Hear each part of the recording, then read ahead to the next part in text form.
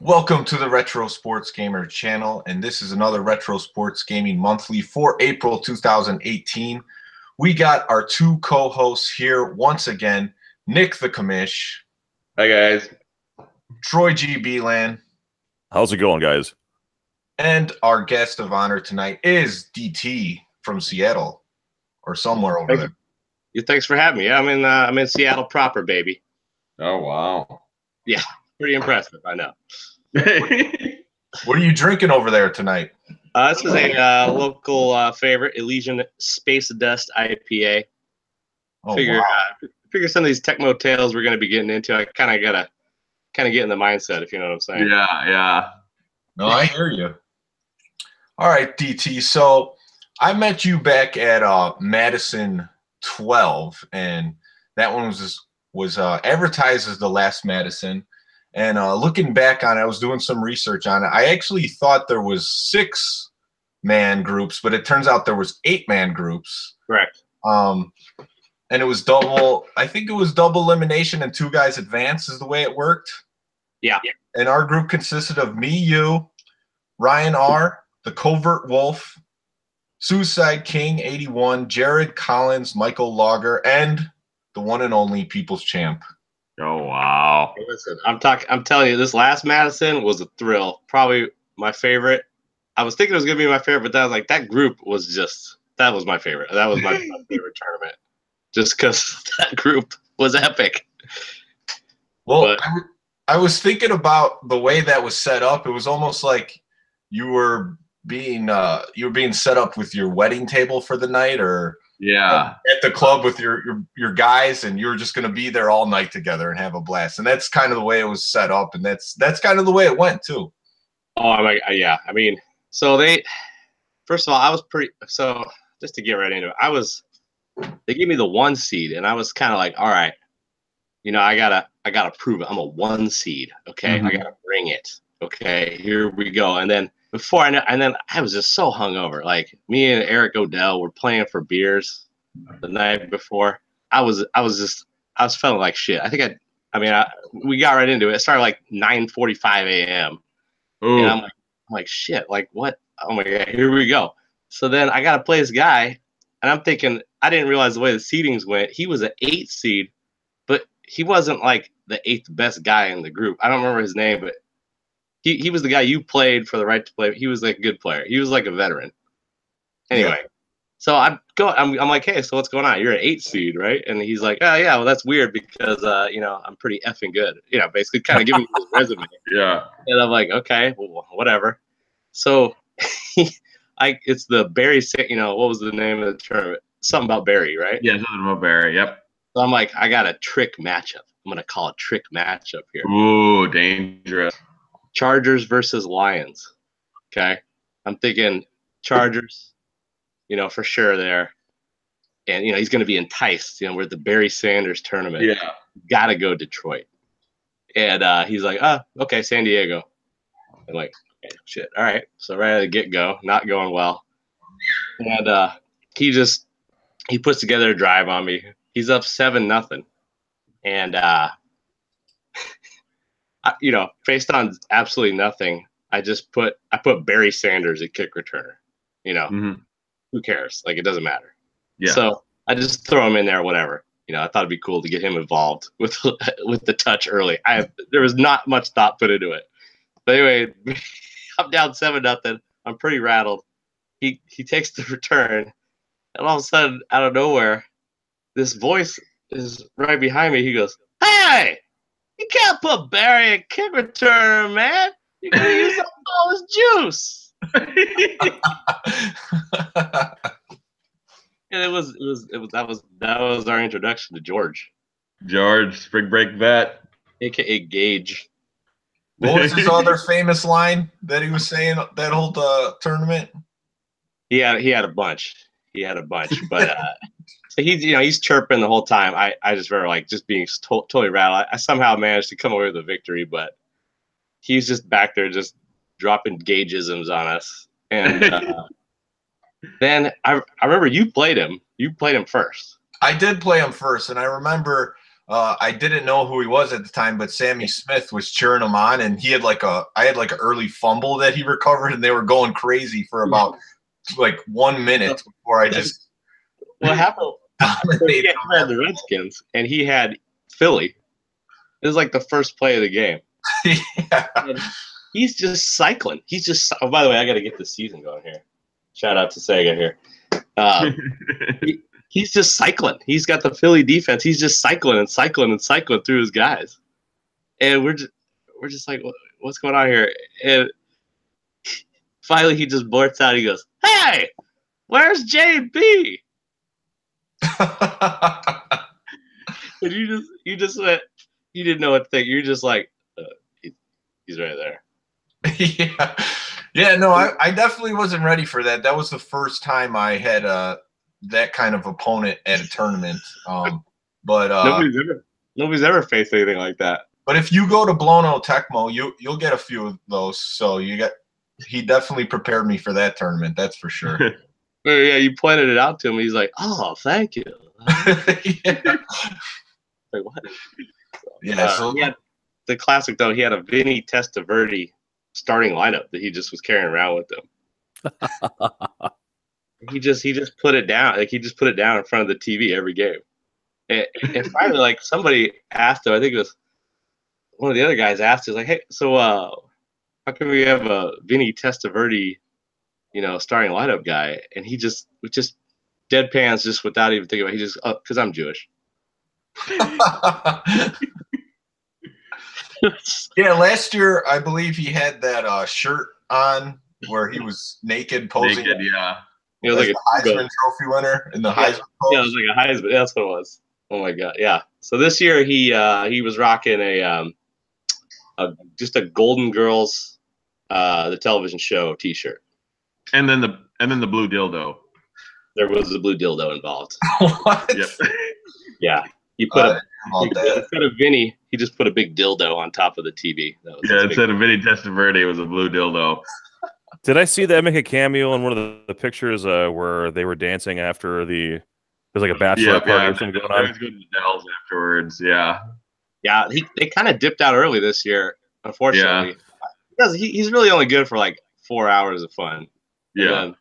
4 hours.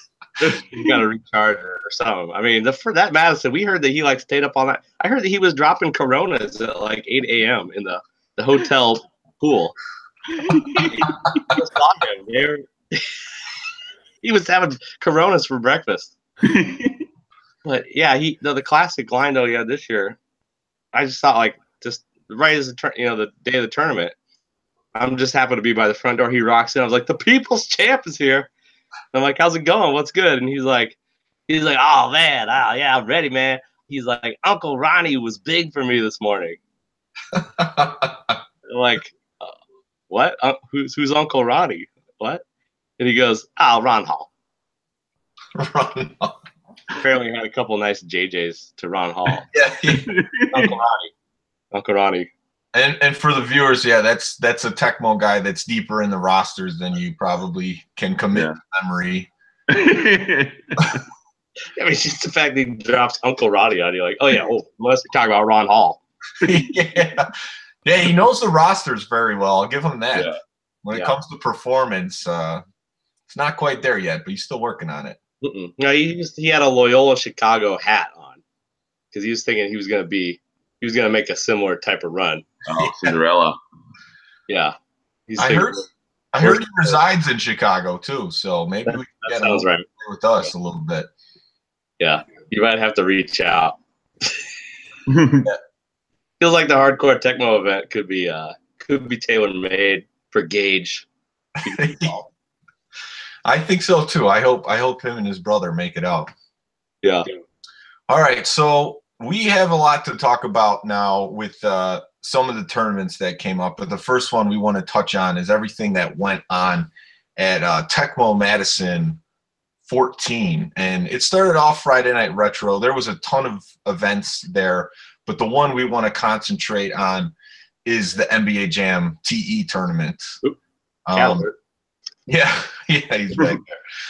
So at the NBA Jam TE tournament, there were two different ones. I think the Kamish and Matt Kenobi were the two guys running it. Is that right? Mm-hmm. Yep. Yeah, he was the Excel wizard, and I was the guy with the whip, getting guys to stations. Yep. Last year's tournament was coincided with the NHL '95 tournament, and which was a terrible mistake. Whoever put that on was a disaster. Yeah, it's the wrong calendar year. But somehow we were able to parlay that into this year's event, which was it ran smooth as a baby's bottom, man. I tell you, it was good. It was good. The key was we did all singles and then went to doubles. We just said, hey, we got to go one at a time. We can't do this. Two things. It's just so much easier that way. And the games are so quick. That's the great part about it. It's just like, I mean, we're just like this the whole time. We're like inputting scores because those jam games turn twice as quick as a Tecmo game. Yeah, jam has arrived. Let me tell you, Friday night retro is where it's at. It's a real thing. Right. It's only just a notch below the main event at this point. Yeah, right? Wouldn't you say? Oh yeah, it's clutch. It's clutch. It was fun. I mean, the Tetris guys are being super serious too. They had the Tetris thing going on at the same time, and you had to be about 10 feet away from them at all points. And that was a stark contrast from the Jam tournament. It was very stark. By the way, we have a chat shout out here from Coach Huna Camp is saying hi. Hi. So Pacific Northwest fam right there. Shout out. Let's talk about some of the results here. So first of all, they had the NBA Jam 1v1 tournament, and the results were as follows. Joseph Green Magic from Chicago taking first place. NBA Jam 1v1 tournament, and the results were as follows. Joseph Green, you guys.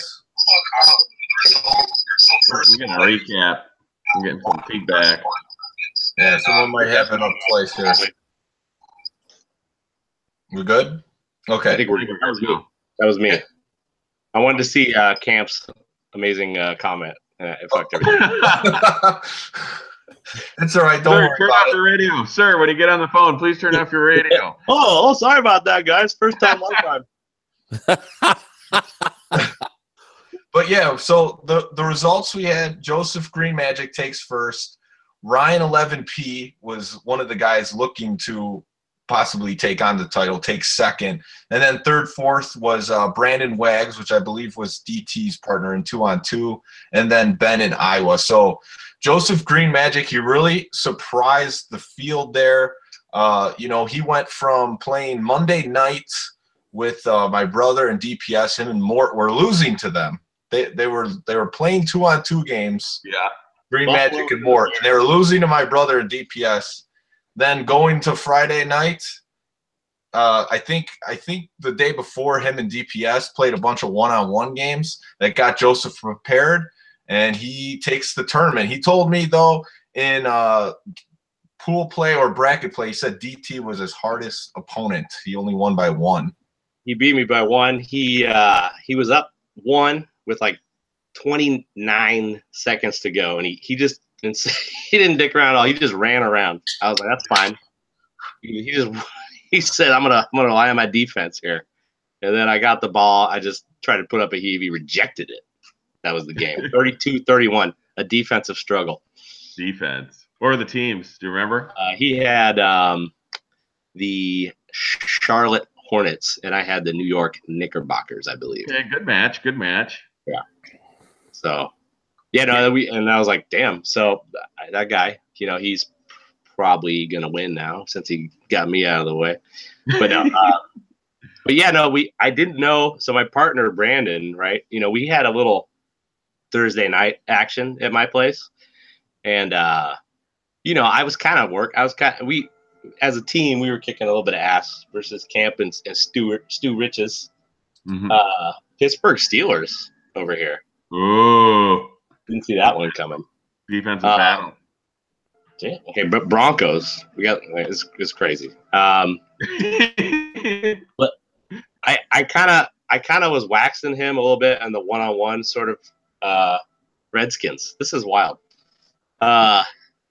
I kind of was giving it to him a little bit on the one-on-one matchups, but then he kind of seemed to figure some shit out, like over the course of the tournament. Kind of got in a groove, beat Kevin, who was the odds-on favorite, Kevin Cabarello, and then lost to Ryan by like 1 or 2 points. Yeah. In the semifinal. So it was kind of like, wait a second, we might have something here.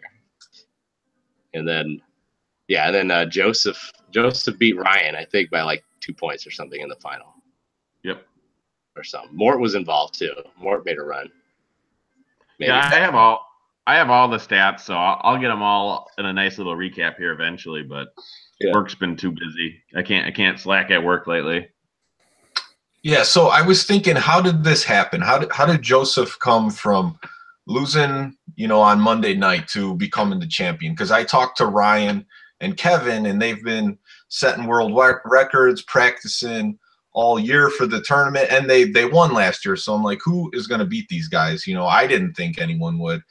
But the one advantage I could say that they had, or Joseph had, is they played a bunch of man versus man games. And Ryan and Kevin were concentrating on playing the computer a bunch. And as you know, playing Tecmo versus a computer versus a man, that's a much different ball game. Yeah. And that's where really the advantage came, because we play a lot here in Chicago. We at least meet up most Mondays, and those man versus man games help a lot. So that is how I believe he was able to conquer that first place. Yeah, he did the damage. To say that Kevin and Ryan were the favorites, it wasn't even. It was kind of just like a foregone conclusion that they would A, meet each other in the single final, and B, win the double again. Yeah, like they were just they just destroyed everybody in the tournament last year. Yeah, it was a snuff video. Stuff video.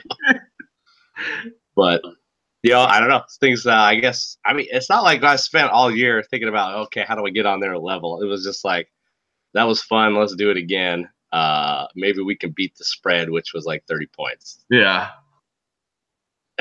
But I don't know, somehow we all for me, my thing was I noticed that there were some pretty big differences between the Super Nintendo version, which I played back in the day, versus the Sega version. Some very subtle differences.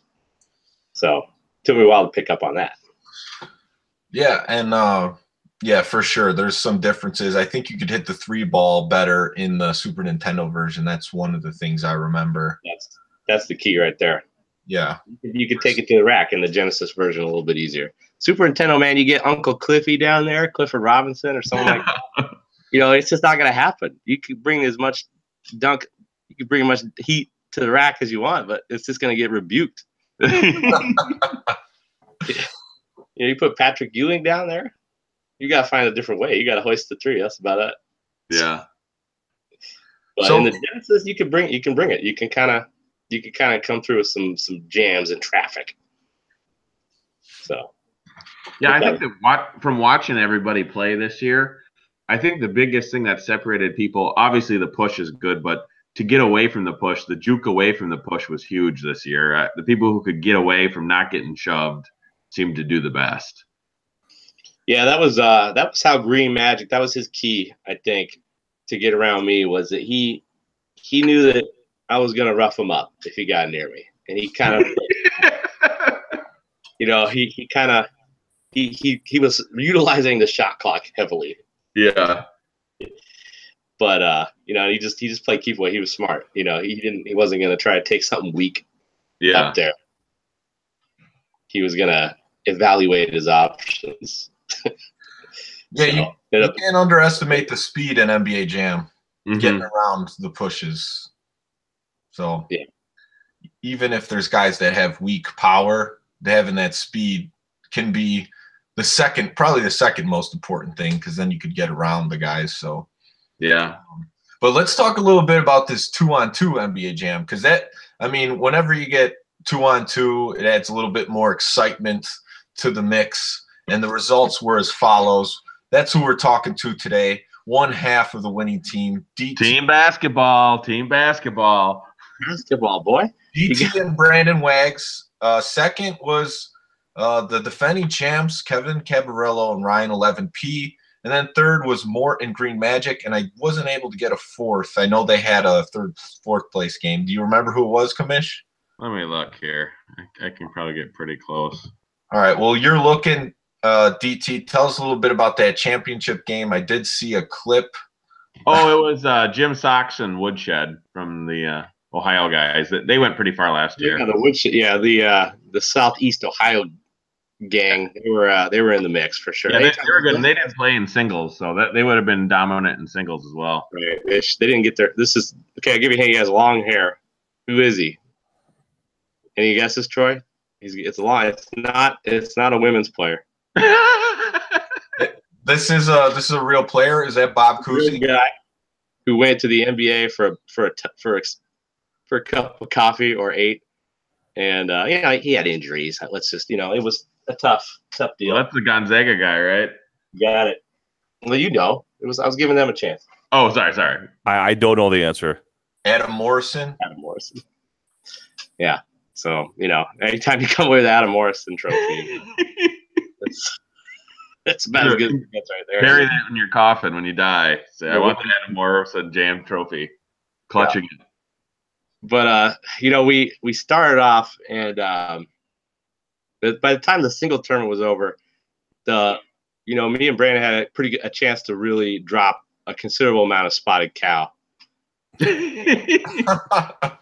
ended up playing pretty smooth, didn't it? It helps. We ended up playing these 2 guys from Chicago, and they were great guys, but for whatever reason, we just kind of got on fire, literally, and it just started just celebrating after every basket. And, it's not. I didn't think that's not the usual style. Yeah. In the competitive gaming world, but it was like make a 3 and I just get up and go boom. Reverse dunk. Let's go team basketball. It was like nonstop. We just were yelling, and somehow it just was floodgates. Ended up being 92-10.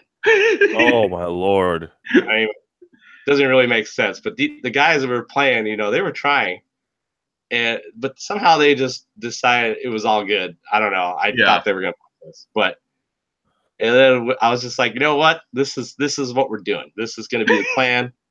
Brandon has taken me on this ride here. We're just going to ride this out and just see where it takes us, and just bring the intensity from the tip, and so let's just see what happens. I think it's. So, so then we played Green Magic and Mort, and they were, they had each had a pretty decent showing in the singles. So I was like, this could be going. We had the Knicks, and they had, gosh, who did they have? I don't remember. I have it here on my phone, but I think it was. Yeah, that's fine. It was someone that you've heard of. Anyway, I don't see it here. I was so the first game he was Clifford Robinson like the entire game. Injury, you usually have to sub out a guy at some point. Did not need to sub him out. Brandon just held it down the whole time. With Clifford Robinson, who probably they were like in the 20s or 30s in injury by the end of the game, like their team. And wow. The second game we were I was Ewing / Starks, and he just rode with Charles Oakley again, like the entire game. Like he just ran it down the whole game, and he was, Charles Oakley.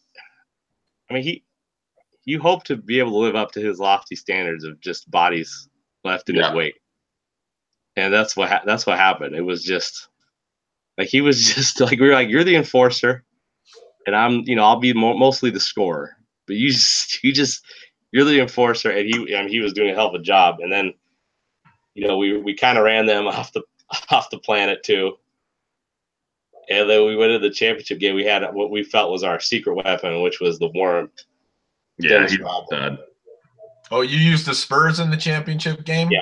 Who did they use? The Rockets? Yeah. Okay. They were high on the Rockets. They didn't go with the Pacers. So it was like we didn't go with Seattle. They didn't go with the Pacers. You know, we were like, all right. I guess a year later, we're like, all right, we're gonna have to kind of just forget about the hometown allegiances and just go with like who's, you know, really on paper the strongest team. And we just came to revelation like the night before that like just Dennis Rodman was just a beast, just everywhere. He has like a high speed, a high power, and a high block. So he's Dennis the Menace. You can't get away from him. And he was just throwing guys around, just throwing guys out of the ring. And we were like, okay, well, Spurs are, you know, they seem to be pretty good, but we kind of got to survive the Sean Elliott quarters. Like, because Sean Elliott's he's all right. You know, he's okay.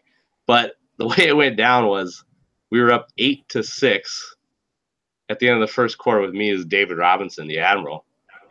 And then the second quarter, I brought in Sean Elliott, and he just went bonkers. It was like something like 28-8 at the end of the second quarter. And it was like just Sean Elliott was just, I mean, he was on a scoring rampage. So, and then he had he ended up kind of being the hero a little bit. So it seems like I saw a clip of you guys in that last championship game, like at the very end, and it seems like you were really razzing up the environment there. Your teammate Brandon was just going nuts, and do you think that played a factor in you guys being able to beat Ryan and Kevin? Because they looked, they looked pretty composed, but you guys were just on another level. Well, you know, I wouldn't say I would probably. I wouldn't assume that they were anything but composed, but we felt like we were rattling them. That was our mindset. We just felt like the other team's rattled. Like I think Mort actually did come up to me and say, I was rattled. But we just felt like we were completely rattling them. Like it got to the point, but I really wanted it. Like Brandon was like just having a ball. He was just having a blast. And just like, yeah, he was like, yeah, you know, he was he'd score and then he'd get up and high five a couple people, like while he was bringing the ball up. And I was like, and he was saying stupid shit like it's fucking over, man, it's fucking over. And I was like, it's, you know, I mean, there is such a thing as fire on this game. They did come back. Let's focus. You know, because I really wanted to win because, you know, I had survived, you know, last year's embarrassment. It wouldn't have meant a thing if we didn't win, but he was having a good time. I was like trying to get her, but then at some point, they never made a run, and I just got on his level pretty quick.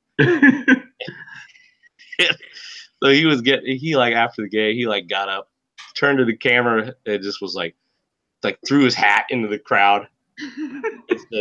It said, "Tell your fucking friends." It's a pretty fun clip, but I mean, I was right there with it though.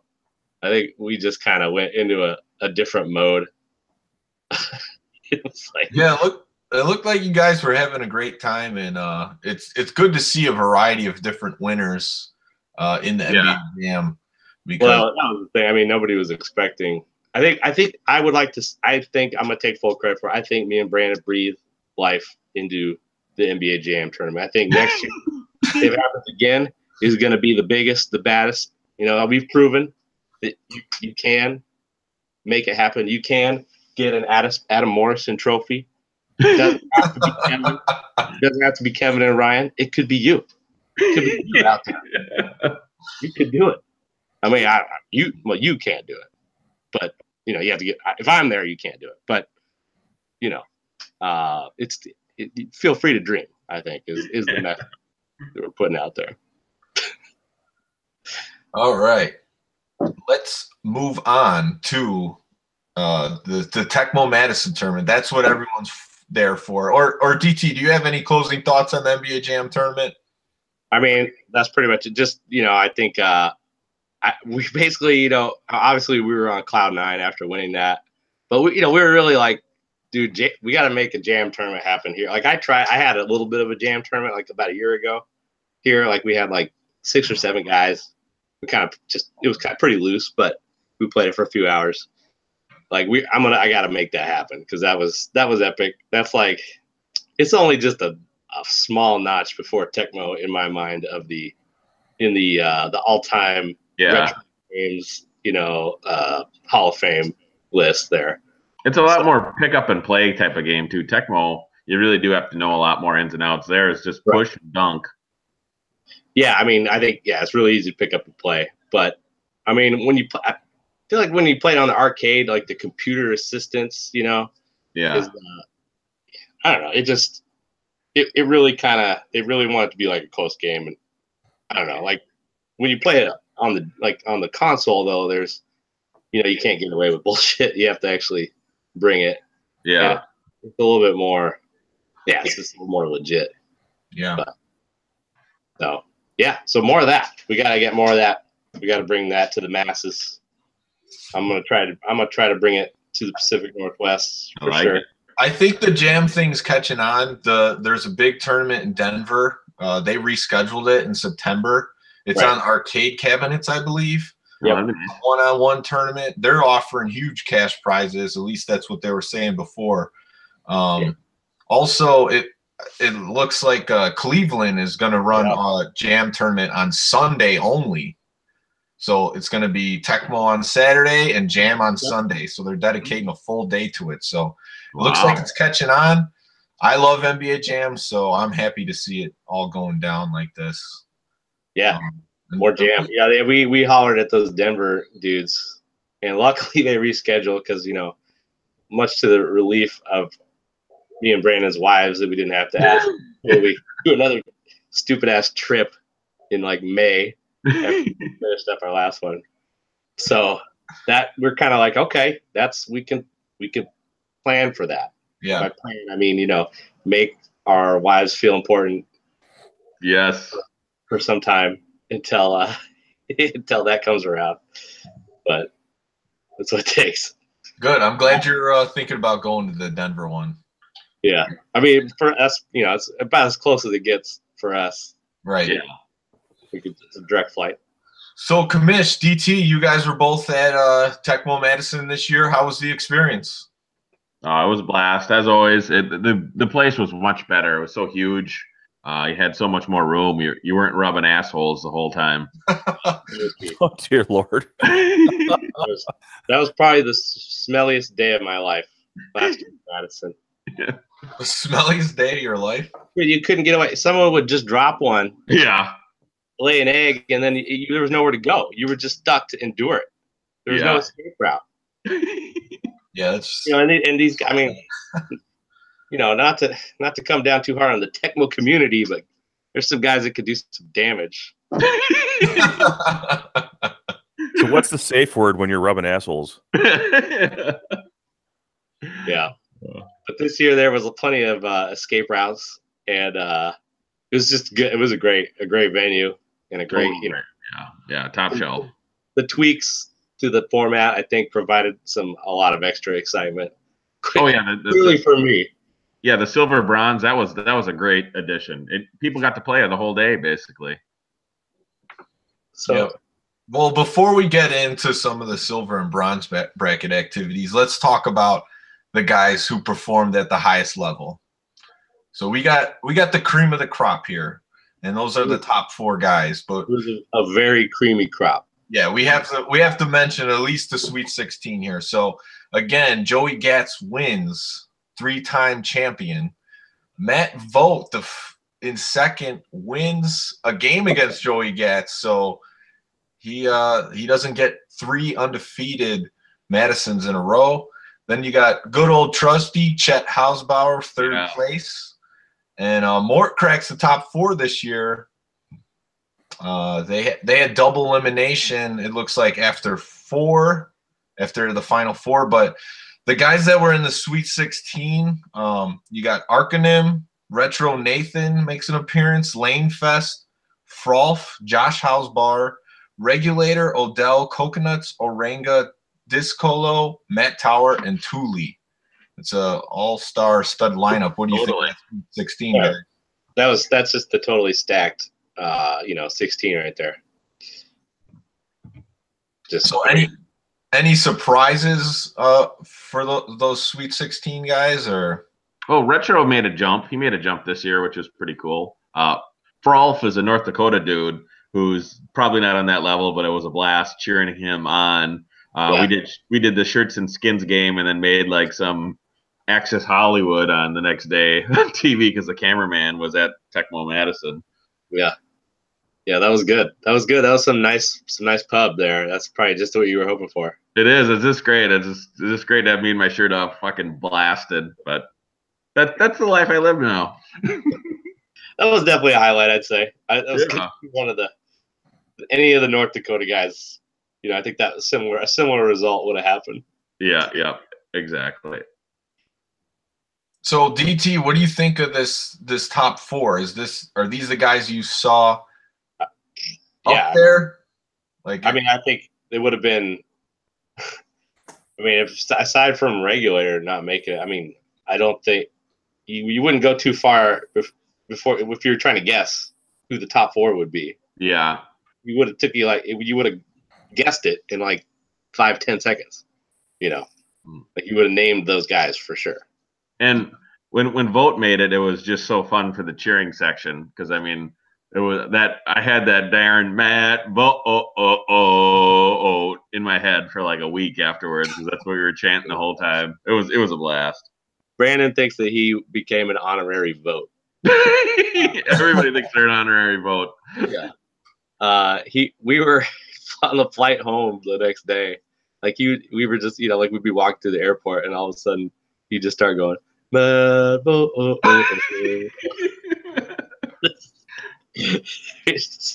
he had a hell of a time. He was Brandon. Actually, we did some math. He knew what he started with money wise and what he ended with, and so we were like, okay, he only ordered spotted cows the whole day, and he says 2 people bought him one, so it ended up it was 22 spotted cows. Oh man, throwing them back. Big Saturday. Now, of course, like 10 to 15% of that ended up on the floor of the Vote pit, at the end there. Because it got pretty rowdy. He'd come in there with like a full beer. And then just people climbing poles to get a better view. For sure. We got next time. We got a comment from the chat. Peter Simon says, I see Dave Craig sneaks in his photo. He went to school in Wisconsin that no longer exists. I remember the name of the school, maybe Kiel or something. Dave Craig went to Milton. Milton? Yeah. I don't know where that is off the top of my head, but it's not a I live in Wisconsin and I don't know where it is. Not a powerhouse. Milton.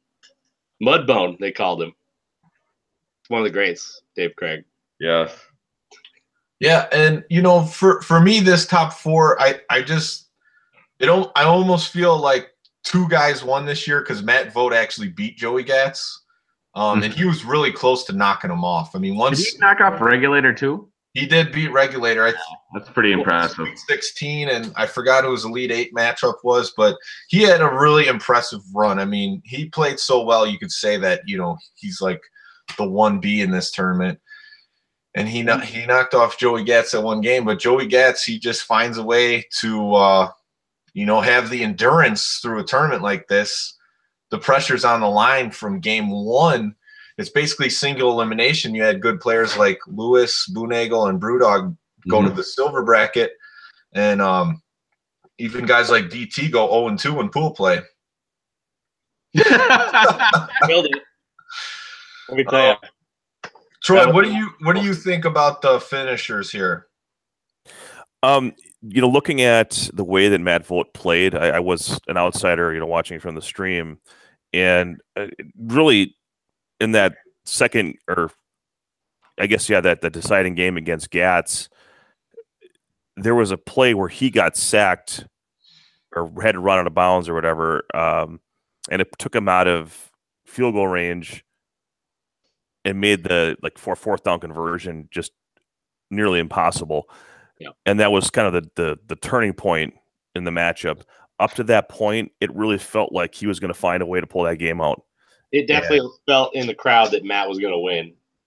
It just seemed like he had a better kind of overall thing going. Like he was stuffing Gats all over the place, making crazy plays on defense. And, you know, Gats got a couple like pretty long plays to kind of stay in the game, you know, like long JJs. But then, you know, Gats he had a clutch closing to pull out a narrow victory. So, I mean, it was great. It was like really the games between, you know, Gats and Matt and Chet and more, like it was all like top level Tecmo on display. So it was good. Real good. And I know that Chet isn't Chet from, you know, 5 years ago anymore, just with the way his life is. But when Matt went through him pretty decisively, I thought, all right, there's something here. And I tell you what, it was entertaining, and nonetheless, I was just very pleased to see the finals unfold the way it was. Yeah, I got to go back and watch all the games too, because when you're in the heat of it with everything else, you don't catch as much as you could. They're just fun to watch, but especially if we're just prepping for other ones to see how the greats do it, you know, and how to apply those later.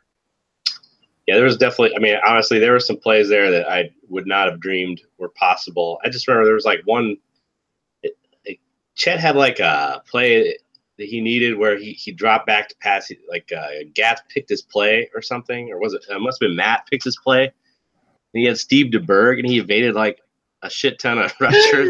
Like what?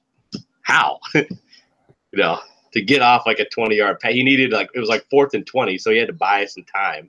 Yeah. You know, he didn't convert it, but it was like that was the most impressive play I've ever seen. Yeah, with a 6 MS back. Yeah. He's back there with Steve DeBerg. I'm like, it's a game right here. And he jukes out a couple of guys. There was some high level Tecmo on display. Mort always brings it too. I mean, Mort always shows you something that you kind of didn't expect. So it was good.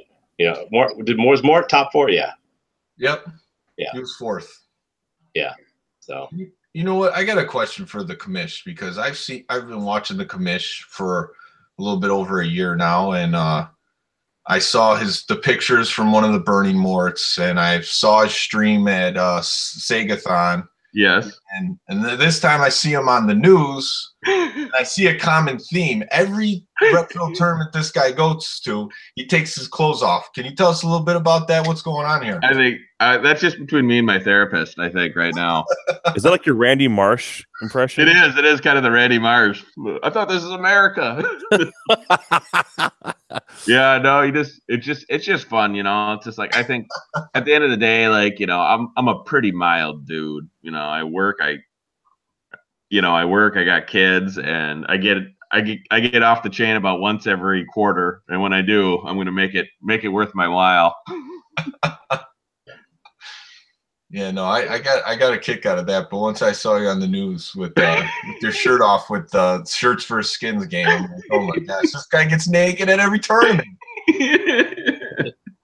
Normally you pay double for that kind of action, Cod. Exactly. So let's take a look. The silver bracket, 2 stud players. Justin Peters over Noss is the silver bracket. And then, you know, so there wasn't too much going on. We didn't have a stream for the silver bracket, but they did upload that game to the Tecmo Super Bowl YouTube page, as well as the bronze bracket.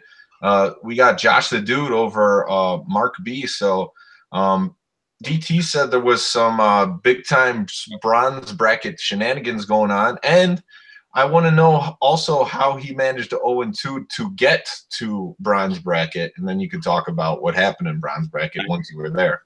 I got to get into the bronze bracket, you guys. I mean, there was some hot action in the main room, but I was not a part of it, because I was fully engaged in the bronze bracket tournament. It got so hot. So first of all, I 0-2. I don't know. I mean, I had some guy showed up, and I'm like, "What's up?" And he's like, "Nothing much. Never been to one of these before." seems pretty cool so far. I'm like, okay, neat. I'm not gonna hold back on this guy. And basically, I don't know, got a couple fumbles. I don't know. Somehow he ended up beating me. Saints over Packers, whatever. It doesn't matter. Then I lost to another guy. Herschel Walker put it on the deck a couple times. Next thing you know, I'm 0-2. Rob Thomas just eviscerated the Vikings second. Yeah, mama must be lonely. But so I'm just 0-2. I kept telling people like Matt vote. I'd be like, yeah, I lost both games, and then he was just like, no, you didn't.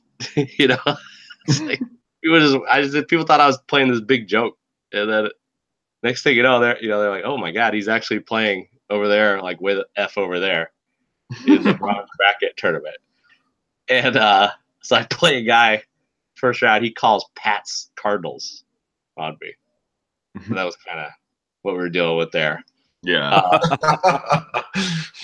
But I got a couple of victories. I'm just at this point. I'm just like whatever. Like I'm just gonna live it up over here in Bronzeville.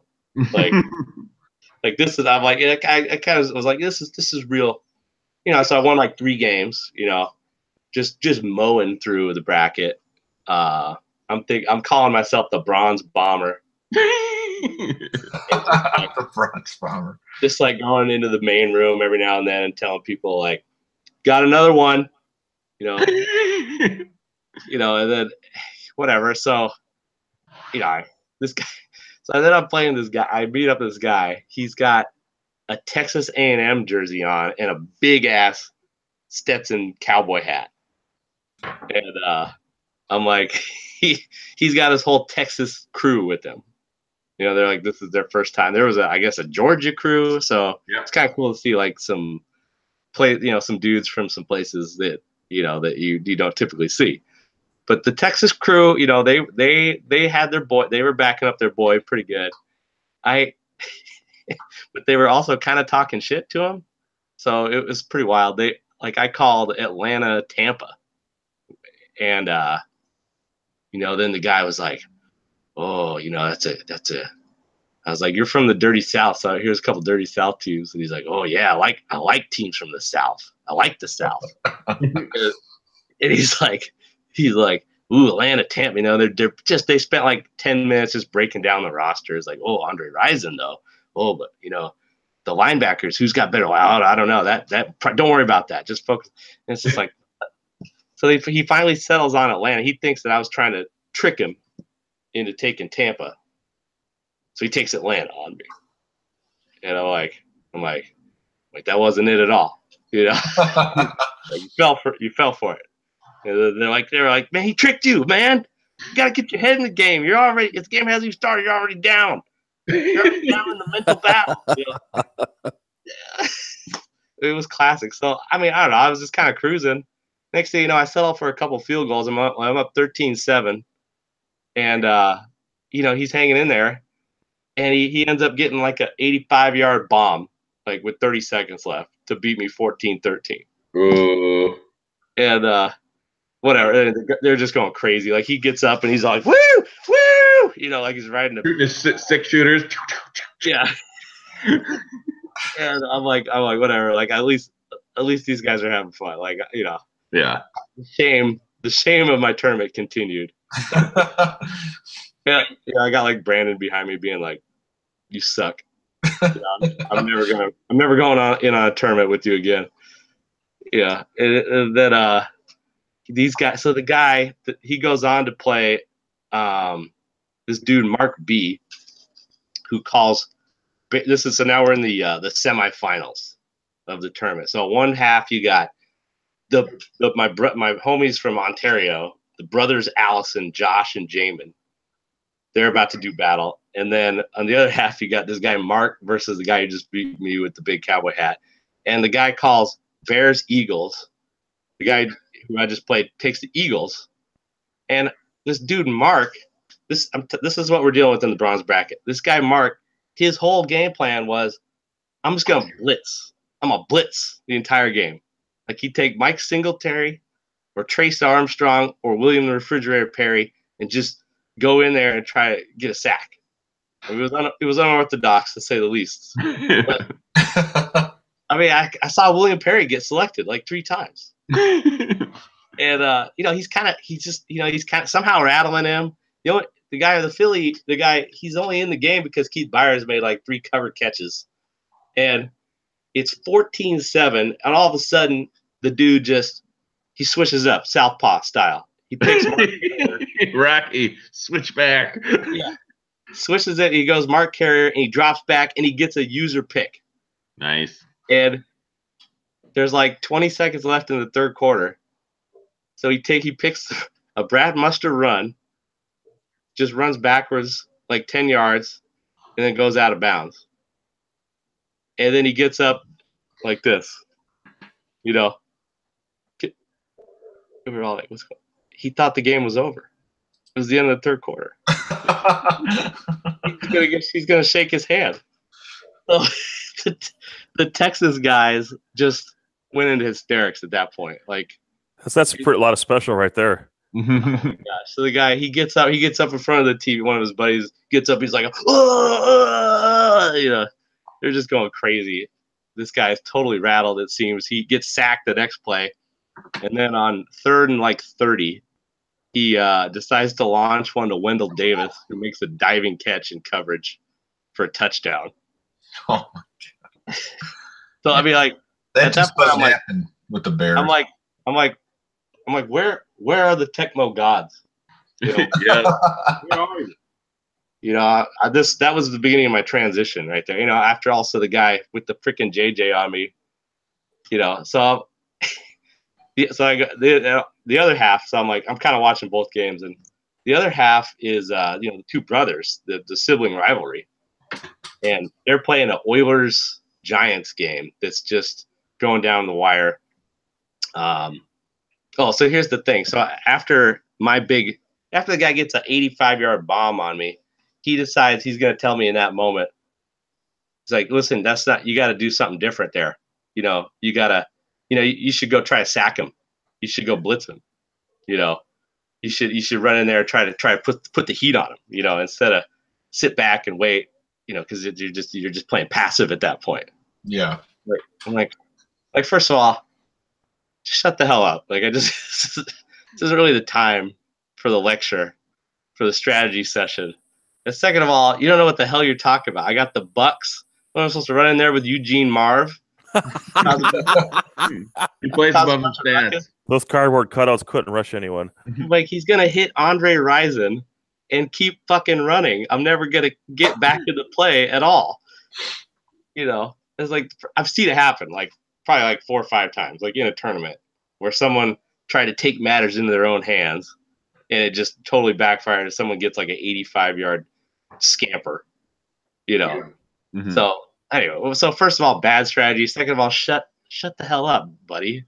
Like, I don't need to hear about your stupid strategy after the guy gets a lucky ass 85-yard JJ on me, So he's got the Giants. He finally scores to go up 14-7 with like 50 seconds left. And as the ball is in the air for the kickoff, he turns to me right behind him and he goes, "DT, watch and learn." So I'm like as if I'm supposed to be impressed if he holds this 7-point lead with 50 seconds to go. Like, oh well, shit, fuck, he proved it right there. No, so what happens? He gets a sack, a play pick, and then there's like 20 seconds left, and he rushes in there with LT. And what does Josh do, or what does Jamin do? Who's got the Oilers? He just calmly hits Drew Hill in stride on the bottom, and he's off to the races. He runs like 95 yards for the touchdown. And I'm just like, we were just going crazy because we all knew like the backstory. So he gets scored on, and I just get right in his face like, "Thanks for the tutorial. Thanks, bud." Oh man. Do you blog? Do I blog? Not. No, this guy. That would be like, you should tell me. You should blog about your Tecmo strategy. Oh, I know. Oh, yeah, right. Yeah, where's your your Tecmo 101 blog. But no, he's just rattled. But somehow, so then once again, where's the Tecmo gods? So goes into overtime. He kicks off, and Houston with Jamin fumbles. Cool, and then he just runs in for the winning touchdown. It's like that's not the way it's supposed to go. If the Tecmo gods are true and real and paying attention, it's not supposed to go like that. So anyway, so he just wrap up this bronze debacle. So he goes into the final versus this character Mark, and it's Minnesota versus Detroit. So Josh Allison's got Detroit, and he's down 7-0. He rips off a huge run with Barry, and he does what he does, I guess, like all the time, which is he gets down to the 1 yard line and then freezes and then goes in. You know, like why? Like what's the he's obviously trying to like kind of rub it in or something.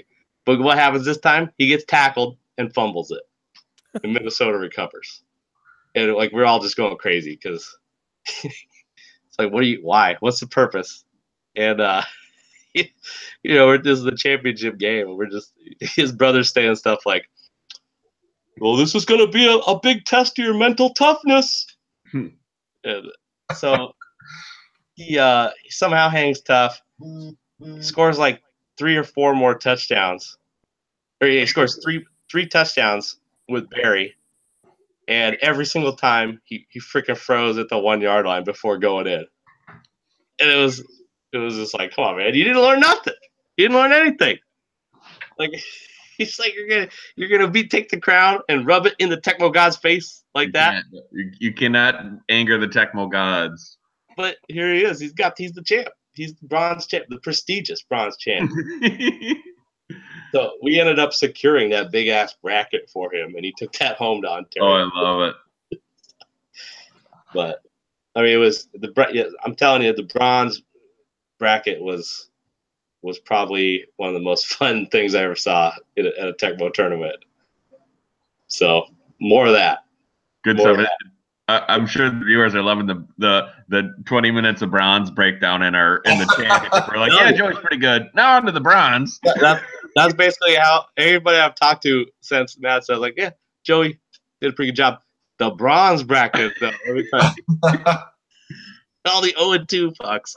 But I think that's good for the community though too, that we talk about stuff like that, so you can get guys that come in, because man, you can really walk into the shredder those first 2 games playing, a number 1 seed that's not DT, so it's for me. The bracket, that's your ticket to action right there. Yeah. I mean, just imagine though those Texas guys, like imagine if they came up and then like they all just got shredded. Yeah. When they went home at like 2 p.m. Mm-hmm. And we're like, cool. I mean, that was cool, I guess. Now we got this whole freaking stupid ass story to tell all their friends. Oh. Yeah. I mean, that's great. Good. It was good. I mean, and credit to the Madison team for recognizing that. I think that's been a common theme of people that would either they've been there once and didn't go back, or they were hesitant to go because they knew they weren't going to be able to compete, and just giving them an opportunity to play additional games. That's a great ad. I know, and it's more work for them, but the fact that happened, is able to extend that experience for a lot of people. And I'm sure the venue appreciated it, because those people are going to stay longer and, buy more food and drink. The venue, that for sure. Had to appreciate it, because, I mean, people were not holding back with their trips to the bar. No, not at all. Yeah. Myself included. And the spotted cows were kind of spendy there, though, too. They were like $5 a beer or something like that. Yeah, well, I mean, that's supply and demand. Let me tell you. Every cow, the place is obsessed with cow. It's the real deal, though, man. It goes down smooth. I was viewing the tournament mainly from the live stream on Twitch and YouTube, and Jimmy Casca and Johnny Bailey, they did a really good job with the commentary.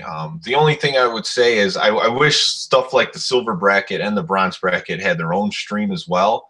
I think that would make it more fun. a lot of people like to switch back and forth between streams. I know people really like the Tundra Bowl Red Zone. Yeah, that was great. That would appear to be the gold standard of streams at this point. Yeah. Well, and it was too. I mean, like they had a whole crew doing that stream. I think it was just a matter of bandwidth and getting everything going. You know, that's the one thing when you got to set up in a bar and get everything going. It's hard to get all cameras in all the different places and everywhere else. Yeah, so I'd love to stream next year. I'd love to stream the jam too. You know. Oh yeah, I was really looking for that on Friday night, and well, I had Joseph Green Magic giving me some screenshots of his game.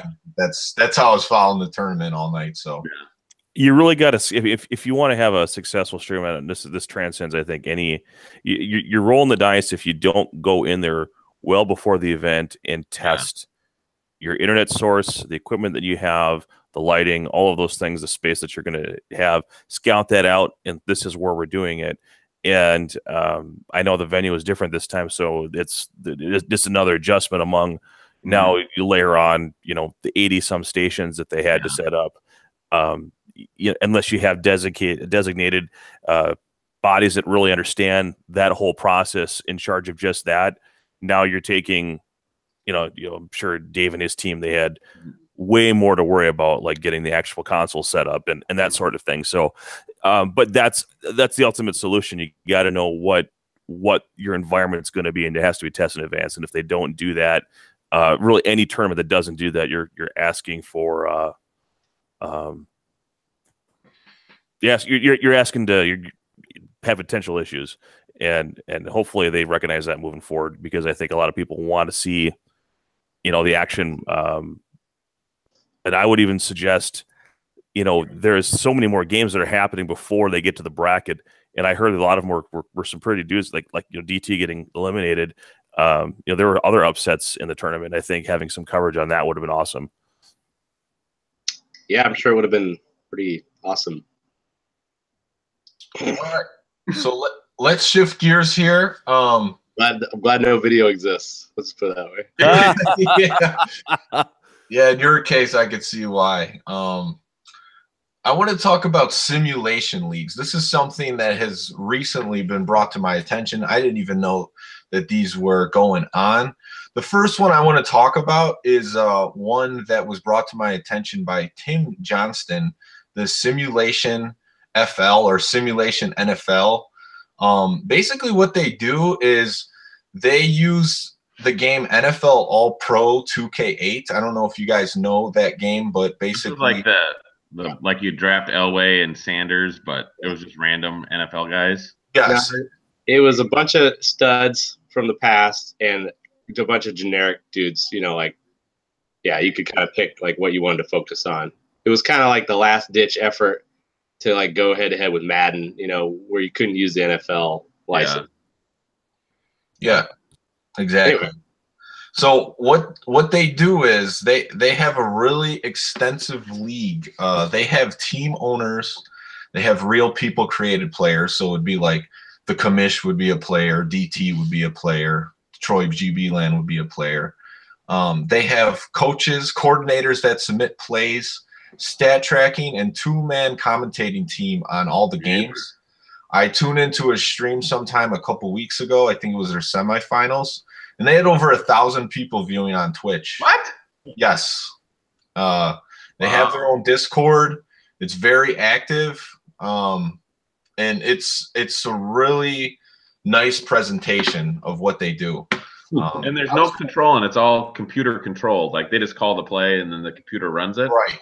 Wow. Exactly. They have, franchise team owners. You could trade players, creative players, and you basically follow the progress of your player. There's different roles depending on what you want to be. Like if you just wanted to be a player on the team, you could be that. If you want to be like an owner, you could be that. If you so I could be a player on a team that someone's running. So I turn into Twitch to see me play nose guard. Yes, exactly, like that. Yeah, big chunky commish playing nose guard. Really hit the spotted cows hard. Yes.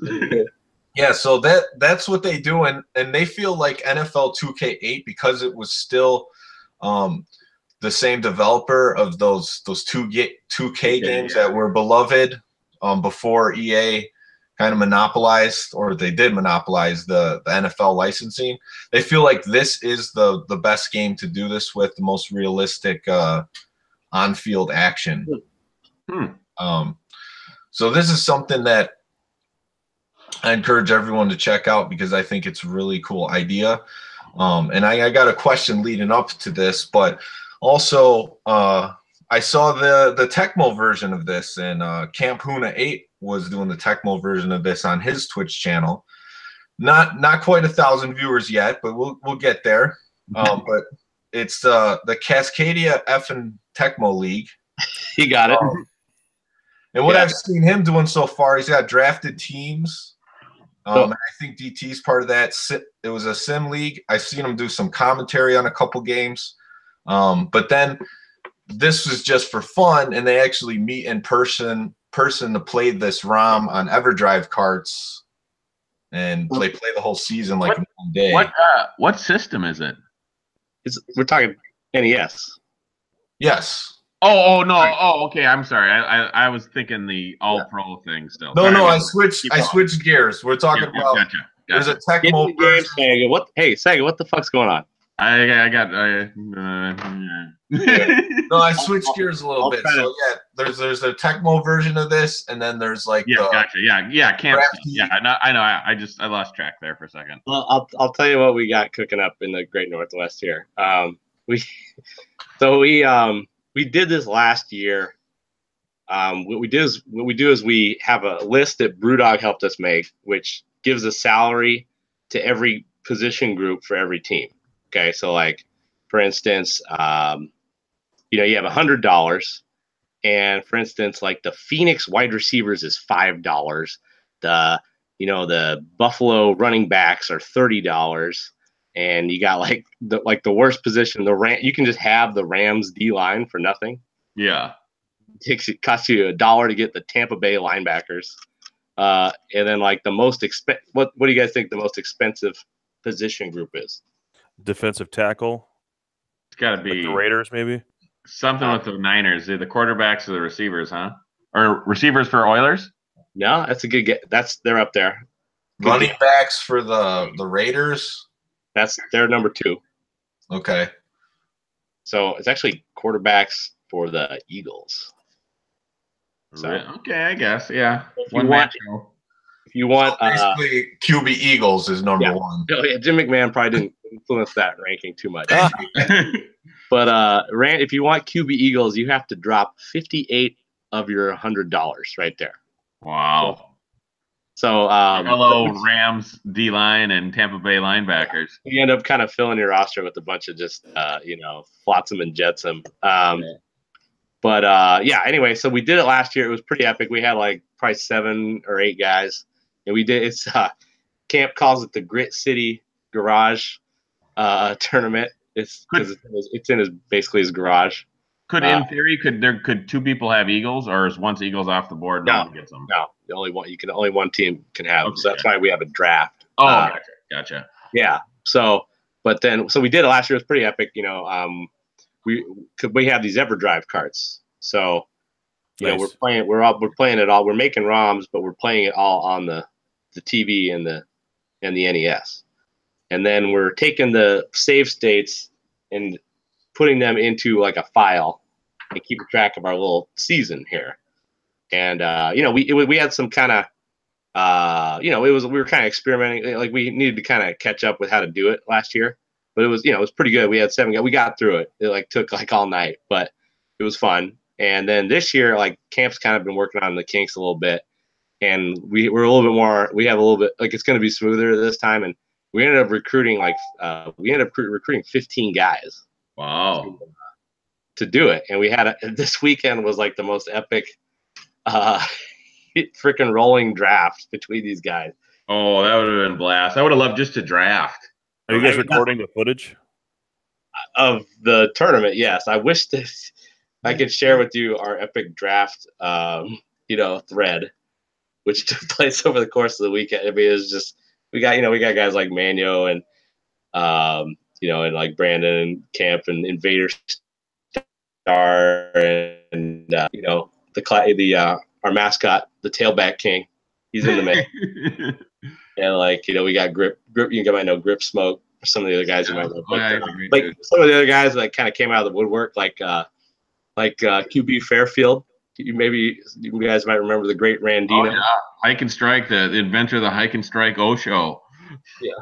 So like we know he's over. He's like pretty far. You know, he's not like. But this was such an appealing he ended up getting involved. So he's gonna try to make the trip over to be a part of this when it goes down on it's not happening until July 28th. But we wanted to bust out the draft this weekend just because we're ready to roll. So. But anyway, yeah, like we did it. It was a pretty big success. There was honestly like people kind of brought their A game with the strategy. Like not too many people have much money left over, which was kind of, we thought people were going to kind of effing themselves because they'd have to like pick a unit that, you know, fit into their budget and then end up having to get like some, you know, shitty unit as their last pick because they fucked up. But, didn't really go down that way. Everybody kind of has a game plan. It's like I'm just looking at these rosters now, and they're you know, they put some nice shit together here. You know, like it's good. My team, I got Dave Craig and San Francisco running backs, the Kansas City receivers. Fresh off seeing Rob Thomas absolutely eviscerate me at Madison, I was like, gotta have that guy. Gotta have him. He's the key. Do you sing like Rob Thomas every time you throw to him? What? So when I play as the Chiefs, every time I throw to Rob Thomas, I start busting out 3 a.m. or Smooth or something. Oh, yeah. No, that's well, he's probably not going to play, actually, because he's really not that good. I got put Emil Harry in. Yes, the hero of Thunderbolt. See, I got the San Francisco running back, so I'm thinking I got some versatility there. I can put Roger Craig at receiver or running back, you know, depending on what the matchups are. But looking forward to it. I got some versatility. You know, Harry Sidney is an underrated backup. Right? That's value right there. He actually runs on a sports talk radio show here in Green Bay in the evenings. Oh, Harry Sidney? Yes. Yeah, he's underrated. Underrated. He's overshadowed in the San Francisco area. Right. There's a few other. I think they've had a couple other better players over there that they're probably better choices. But so we're I pretty. wanted to ask you guys a question about this, because obviously the way DT's talking, he's involved in one of these leagues. He would definitely play in a simulation league and also a live in-person league. So I want to ask Troy and the commish, looking back at the simulation NFL that I was talking about, the 2K8 or even a Tecmo simulation league, would you guys be interested in participating in something like this? Or are you like, you only want to play the game? I'd be extremely interested in commentating on the action. I think that'd be a unique twist. I've been doing a lot of commentary on just the OG ROM, and to be able to having new dynamics to call with the different position players, the different matchups. It's not just A versus B. You know, you've got all these different potential combinations of players against one another. Yeah, I'm not sure on the All Pro Football one yet. I'll have to look at the stream and get the hook set. The technical all about, yeah. So it's safe to say, as of right now, you guys would more likely play in a simulated Tecmo league than you would NFL 2K8. Mm-hmm. Correct. Or it's not NFL, it's All Pro 2K. And it keeps saying NFL. Yeah. Just used to saying. Yeah, I have no nostalgia for that 2K8 game. I never played it, so I'm not really interested in. Gotcha. What about you, DT? I mean, I played the game. It was, you know, at the time it just didn't really make sense, you know, because, you know, as much as we all like to hate on Madden, it's still pretty solid, you know. Yeah. Like I remember there was an article that came out that was like, you know, their whole thing with All Pros, like, look, we got Dan Marino and, you know, John Elway and Barry Sanders, and then Madden's like, yeah, you can play with those guys on our game too. Yeah. You know, It was like, actually, we've had those guys for years. Like, but no, I mean those games. I mean, if you like that game, the gameplay is subtly different, and it's just people just have their own flavor. Like people like the 2K games a lot, and they were quite solid.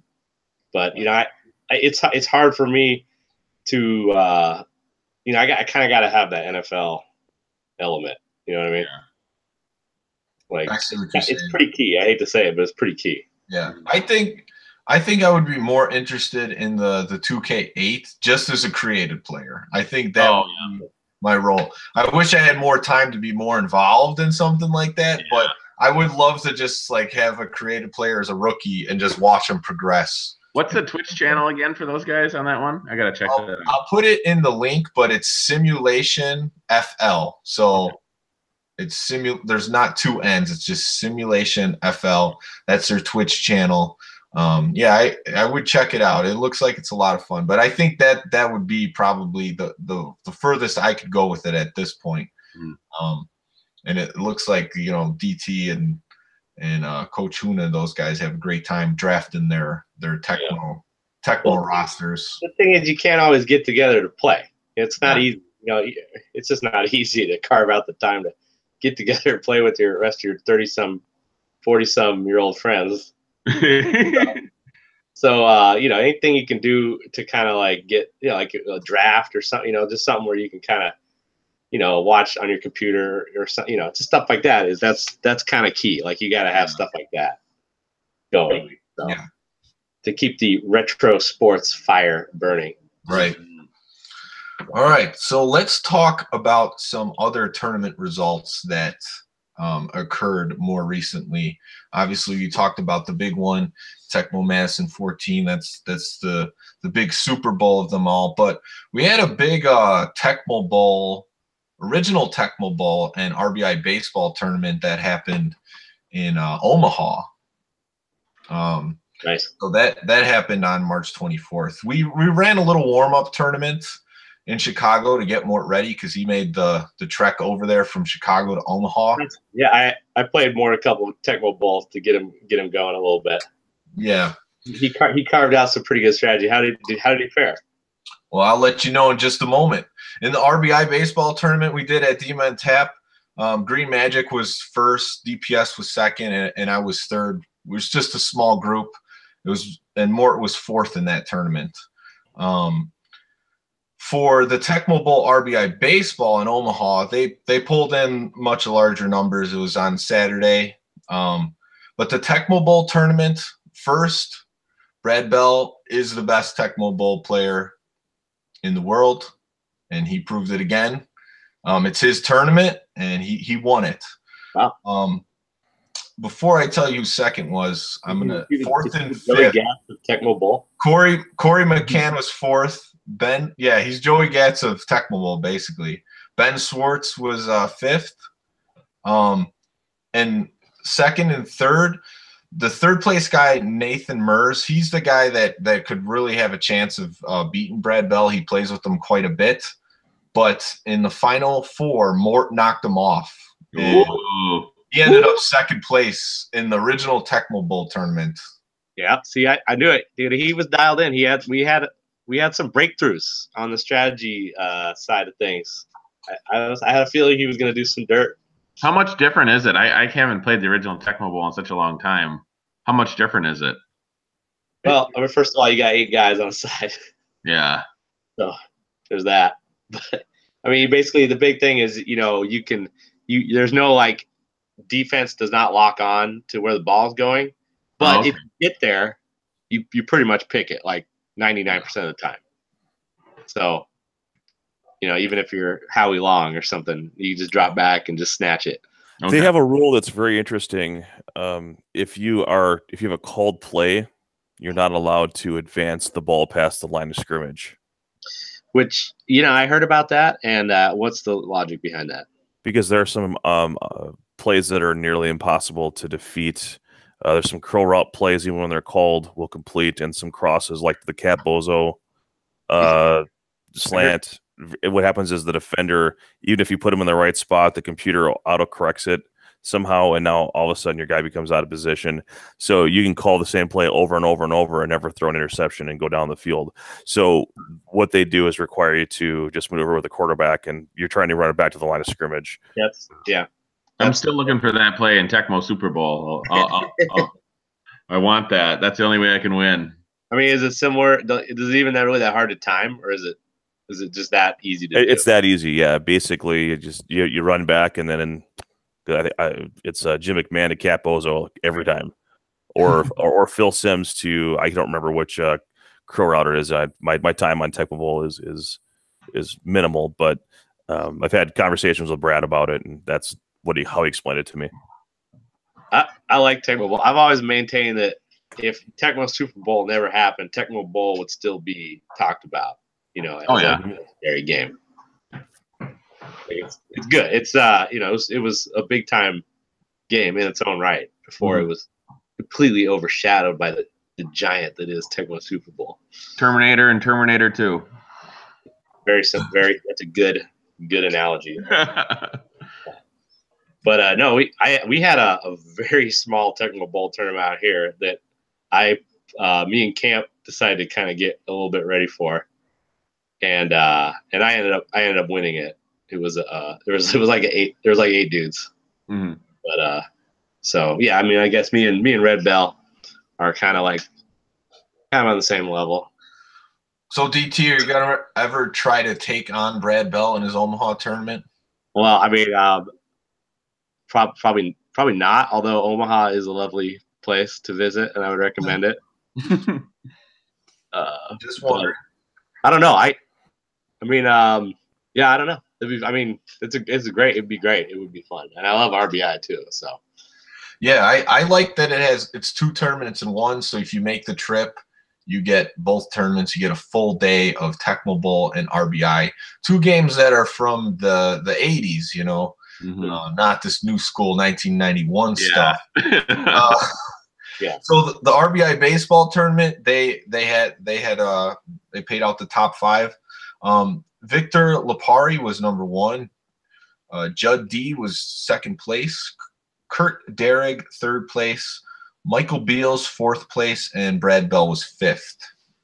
So there you had the top 5. They had a little bit less in the RBI. That was the 2nd tournament they did of the day. So there was more for Tecmo Bowl. But yeah, it's good to see other games getting some love. It's everybody likes the game they like. I'm kind of old enough to realize how big of a deal both those games are. I mean, there just wasn't anything before it where they even had players. RBI, I think those are the first 2. I don't know which one. I think RBI came out first, and that was for the first game ever that had real players in it and stats that affected, that made one guy better than another guy. So there was another game that came out, play action football, that had players, but it was such a poor, slow gameplay and such an awkward camera angle, and doing something as simple as just passing the ball required many attempts to have an idea how that even worked. But I mean, Tecmo Bowl just kind of feeding off their arcade release, which wasn't super popular in the arcades, but they kind of hit a bug where the combination of this, okay, here are the real players, but it's still really fun to play that arcade style gameplay where you can just pick it up and the 2 buttons do all the magic. And I mean, it so translates even to today, and it's obviously that's why we're talking about it. I think when I was 8, I think when I played Tecmo Bowl, I didn't even know really the rules of football. But I was this shit is fun. I'm into football now. And they had Steve Largent for you, right? That's probably we're rocking a hot pink jersey. Yeah. And of course, the Seahawks are I feel like they're kind of a force on that game a little bit. They got Kenny. Oh, yeah, they totally are. Yeah, Kurt Warner's in the mix. Kurt Warner, I was just gonna say. So they're pretty stacked. But we determined that. Is Fred Young on that, or is he on the? That's their guy. Yeah, Fred Young, who was definitely a beast. With 2 Ds. Yes, double D. That was an excessive amount of Ds, but that was he brought that much to the party. But yeah, no, we determined me and Camp we determined that the tournament that we went to, they ruled out the Raiders. They said nope, no Raiders, sorry. So we determined that it was probably the Bears were probably the team that you wanted, and then maybe consider, if you couldn't get the Bears, maybe consider going with the Giants or the Niners. So sounds about right. Yeah, so when I played Camp, I won the coin toss, so I got to be the Bears, and then he went with the Niners, and when I ended up winning, he kind of ended up he thought he had wished he went with the Giants. They're a little bit more balanced, I guess. So, yeah. And then when we got to the championship game, I played some guy. We're like, as much fun as it was playing with the Bears all day, why don't we just mix it up and get some other teams involved? And he's like, sure, sounds good to me. And I think I ended up beating him with the Colt or the Browns, and he was the Colts or something. So just to mix it up. But I don't think any team is just like completely outmatched in that game. It's like all the playoff teams, I think. Oh, the Redskins and Vikings are awful though, that reverse play. That's right. That's what we found out, is that Minnesota reverse is basically garbage. So yeah, reverses are tough when you only have 4 plays. Yeah. Element of surprise. So yeah, I kind of saw it coming as one of your 4 plays that you have an option for. All right, so there was one more tournament before we talk about some of the upcoming stuff. Is we were at the Midwest Gaming Classic. My brother, Lumberjack Cracks, Green Magic, they went there to run a free tournament. And we did the hardcore rules. We ran the tournament at 2:30. We got on the website maybe 3 to 5 days before the event launched, so really didn't know how many people were going to get in the tournament. But it turns out they got 12 people to play in the tournament. They had a huge crowd for viewing when the tournament started. So basically, what you had is the finisher. The first place guy is Johnny Tecmo, and he's a guy that does play at Tecmo Madison. He was there. I think he might have even been in the gold bracket this year. Second was a guy named Joe, and third, a guy named Nate. So it was just a single elimination tournament. We played the hardcore rules. And I kind of love it. Yeah, it was good. Yeah, I would say there were I don't know, there were maybe 5 games on stream, 4 or 5, but 3 of them came down to the end. The last game was an Oilers versus Niners matchup. Oh, it was so good. And the Oilers, Johnny Tecmo pulled it out with the Oilers over the Niners. So it was a fun game, fun tournament to watch. Well, here's the kicker. He wins by throwing to according to Tecmo Geek, the 241st best player in Tony Jones. Oh, yeah. With the JJ, gets a tap and runs loose. Oh, love it. It takes him forever as time expires to win the game. Wild. Yeah. And Coach Huna in the chat says he went to Johnny Tecmo was in his group one year. Okay. So he's a serious guy. They got an interview with him afterwards. He said he has terrible defense, and that held up in the tournament, but he just had enough offense to squeak it out. It was pretty brutal watching both players control, Rice and Drew Hill at the tailback position. Yeah, there was just no stopping them. It made me feel icky seeing Rice take out those running back things. Not Icky Woods, right? Not natural. That was when I put the rule in place in my local games. Yeah. When I started running roughshod around with Jerry Rice, like, wait a second, what are we doing here? Well, we're going to test that out in Chicago, so we'll see how that goes, but I'll talk about that in just a second. So let's look at some of the upcoming tournaments. First of all, we got a major tournament coming up. It's run by Hal Hawkins Retro World Series, Level Up Expo in Las Vegas. He's calling it his Super Bowl for his season this year. It's Friday, May 4th. On Friday, they have Killer Instinct going on, Super Smash Brothers. And then Saturday, you got the Mario Kart at noon, 2:30 Street Fighter 2 Turbo, and then Love that game. the game that DT is so good at is NBA Jam TE at 4 o'clock. Jam. Whoa, Oh, jam. damn. So if you're making the trek to that Level Up Expo, check out the Retro World Series. They got a bunch of action going on, and they keep track of every game that's being played. Speaking of NBA Jam, did you guys get an interview with Tim Kitzero down at the Midwest Gaming Classic?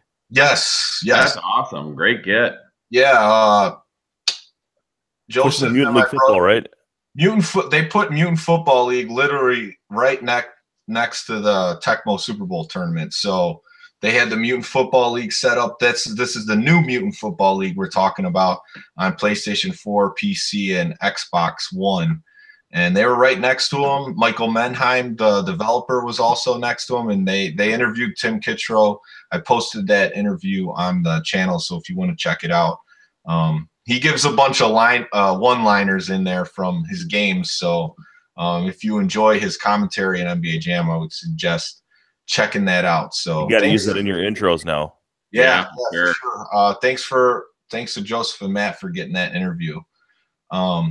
And we haven't talked much about NHL on this video cast so far, but the No Frills Tough Guy League, the guys for playing 3 straight days of Tecmo Super Bowl 3 and streaming it on Twitch. They are having a one-day event, April 28th on Saturday, NHL 96 on Genesis. Woo. So nothing like that Jock Jams intro.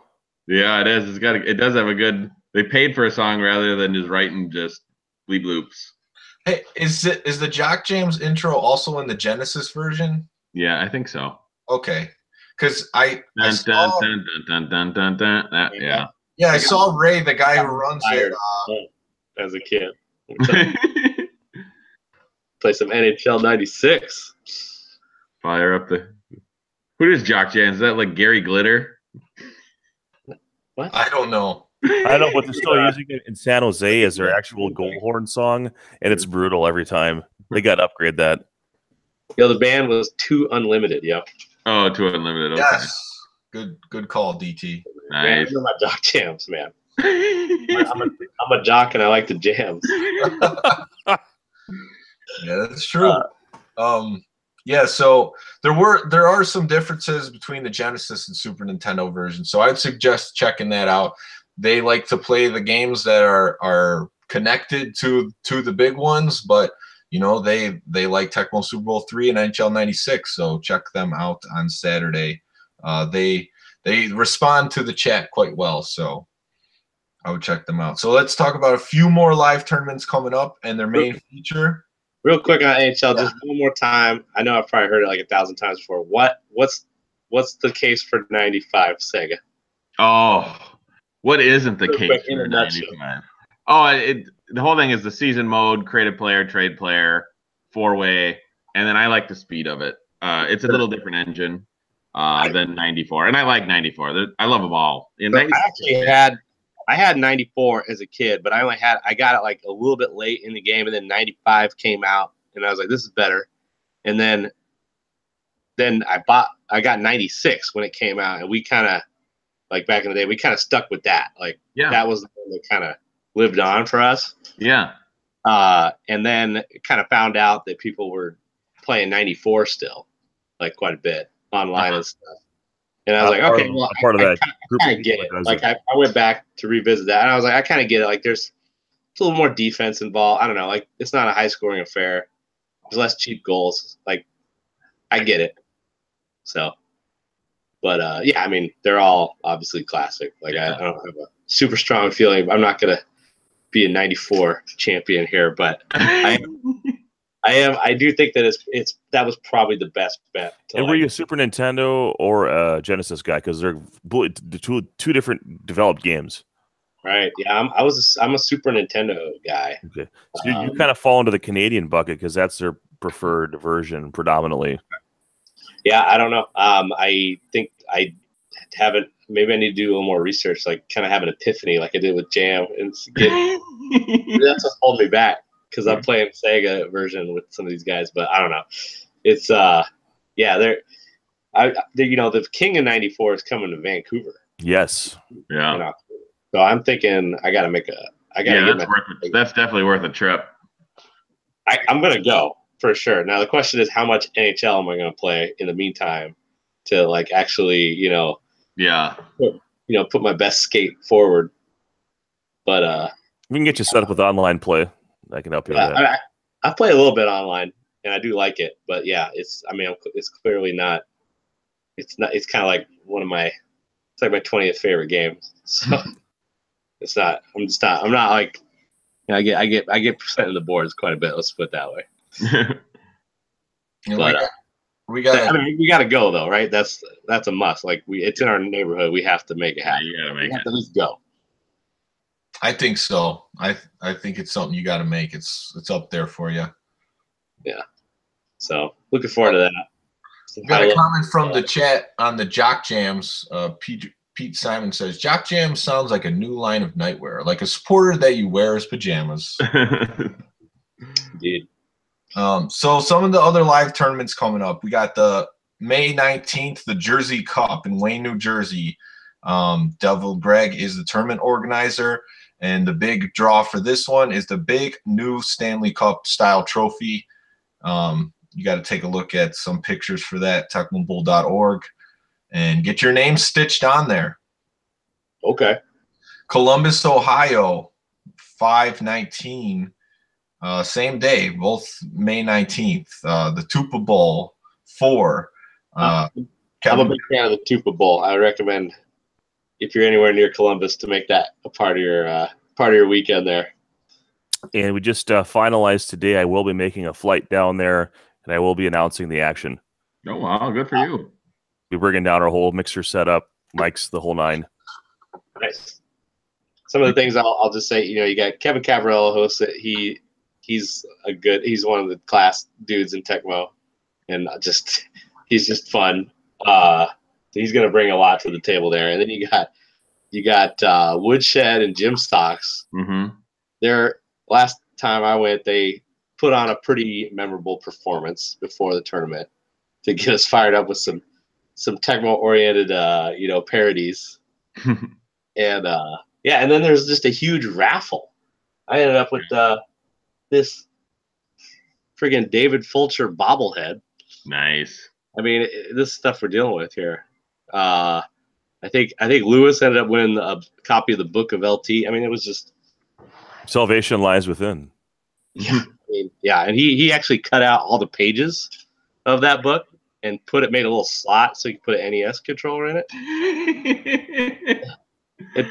He just carries it around like to tournaments for a while, and just just kind of just to have LT close to it, but then also in case the controller was whack on this console he was at. So what else is going on? Yeah, and speaking of the raffle, they have the big highlight for this raffle is the signed Henry Eller jersey and Bernie Kurt. Bernie Kosar, QB Brown. Boney Kurt. I like Boney. Who's this Boney Kurt? Yeah. I don't know what I was saying. But check out the Columbus tournament to the same day. Should be a good day at Tecmo. Hopefully both of them are streamed so we can watch some Tecmo action that day if you're not going to the tournament. And then you got the Hardcore Championship, Tecmo Super Bowl. I'm doing that one in Chicago. It's June 9th. It's the big draw for this one's a Hardcore Championship belt. Yeah, it looks legit. Instead of a traditional raffle, every person's getting an NES sports game. So you basically earn what game you get. So at the top you get Tecmo Super Bowl, Mike Tyson's Punch Out, Baseball Stars. Jack show, just everybody just. It's very exciting over here. So yeah. So I'm excited to announce that as a result of fixing Joey Gatz's laptop today, I was able to convince him to ride down with me. So him and Gatz are going to ride down to Chicago, and I'll be announcing that tournament as well. And you're going to have your own stream there as well. So we're going to have 2 streams going on. One will be on TGFN, the other will be on the Retro Sports Gamer channel. So you can have a lot of content coming from good for you Chicago. guys. Yeah, I think some of the traditional Tecmo Super Bowl players are maybe a little bit scared off by the format. They're not quite sure what plays they can lurch on anymore because they haven't played like that. Mhm. But I think the viewership will be high for it. We're only taking 30 players in the tournament, so I'm looking forward to it. This is our home bar this last year. We play there every Monday night. We'll be playing there again tomorrow, streaming Tecmo Super Bowl and whatever else they feel like putting in the console. But it's a great place. The owner, if you look on their website, he has Monday nights on there as half price wings Tecmo Super Bowl. He's also a How player. could you go wrong with that? Except Yeah. for getting the buffalo sauce in your controllers. That's the only bad part. Yeah. So it really works out well. So I'm excited to run the first tournament at their bar. It's just over a year old, so we'll be doing that. And then one last thing before we go, and I'll let Troy talk about it. It's if you've seen some of the games that are being streamed on TGFN Retro. Go ahead, Troy. Yeah, so we started, we're actually now just entering the third week of the TGFN online Tecmo Super Bowl tournament here in 2018. I'm the head organizer of it, and I provide the play-by-play commentary on the only games that we don't do are the ones where there's a desync in the NSV file for those of you that are familiar with emulator play. But all the players record their games, send the file over to me, and then time willing, we do have many key members of the Tecmo community that provide color commentary. So guys like Rico, we've got Pete Titterai from out west there, provides some commentary. Darth Rockman has done games. Sammy Smith 33, Viking Mo, and there's more, but the lots of different guys are providing their perspective on the game in the color booth, and it's just been a lot of fun. We've got the presentation game. We've got splash screens with logos for each player, and we break down the teams and the players and their record as they enter into each week. We already have in this entering week 3 about 30 games up that have been streamed, and we schedule the broadcast. We record it, we schedule it. Typically in the evenings, anywhere between 7 and 9 p.m. Central Time is when they get broadcast, and getting some pretty good viewership already. And there's $600 online for the top 4 positions in this tournament. After the Swiss bracket, we enter into a double elimination bracket. The top 24 players out of the 33 that are participating will advance to double elimination. So it's been great. A lot of big names. Gats is in it. Brewdog's in it. Odell, Rico. Viking Mo, Nos, Big Hawk from Louisiana, and other guys. Or is he from Texas? I can't remember, but he's down from the south. Thule's in it. Thule's in Thule, it. Yep. Suicide King's in it. Yeah. And so there's a lot of names that you recognize, and if you play online, some other names that maybe aren't maybe the big hitters, but are certainly Tecmo veterans and can steal a game. So so the competition's been good, and we're continue on. So we'll have more games broadcast tomorrow night. We're going to probably start limiting to the Monday through Friday for the broadcast times, just because on the weekends people have stuff going on. The weather is warming up and the viewership goes down. So we're going to start getting maybe a 4th or 5th game in an evening as opposed to 3 at a time. But it's been going great, and those that are in it are glad to be. Yeah, I'm impressed with how aggressive the schedule is. I almost can't keep up with how many games have been released so far. It's like 3 games every night almost. So if you could keep up with that, it'll be pretty good. But yeah, you can learn something from some of these games. If you're watching this now or you watch this later, with the commentators and the guys that are playing, I mean, these are, some of the cream of the crop guys playing. So you can learn a lot from watching these broadcasts. That was the biggest thing that we got last year when we did it the same tournament. There were more players, but we were a little bit less selective back then. It was our first effort. This year, we kind of locked down and said, hey, you got to have some demonstration of capability. And while this doesn't mean that there isn't a skill gap in some matchups, what we are seeing here is an opportunity to educate not only the players that are then, but also the players that are on the outside looking in and saying, hey, we want to get better. How do we do that? Because when you watch a stream like a major tournament, you might only see maybe 6 games or so. Now there's a litany of content that they can go through and say, oh, maybe I shouldn't try to run a dive play against the Giants because of Carl Banks and LB4 and that kind of thing. They learn little tweaks, or maybe I shouldn't try to throw up to Wayne Haddix because my quarterback can he'll jump pick him on the way to the ball. So little things like that just kind of educate the viewer to help their game get better as well. So it serves 2 roles: entertainment and, of course, the education part for Tecmo. Yeah. Well, thanks, Troy. You bet. You know what? I did have a couple questions earlier for DT. I wanted to ask him about some retro sports games because I know he's a big retro sports gamer, but we'll have to save those for another time. He had to tell the untold story of the bronze bracket. We can't get we have to get that one out there. So we'll have he should be a contributor. This guy's great on the mic. Yeah. I mean, when the bronze bracket, I think, was definitely one of the highlights of my Tecmo career. But not highlight as far as I brought anything to F to the table, other than get fucking dominated by some random dude from Texas. But yeah, no, I mean, it was just to see my buddy Josh basically rub the Tecmo gods in the faces in the dirt and come away as champion of that. I mean, it was.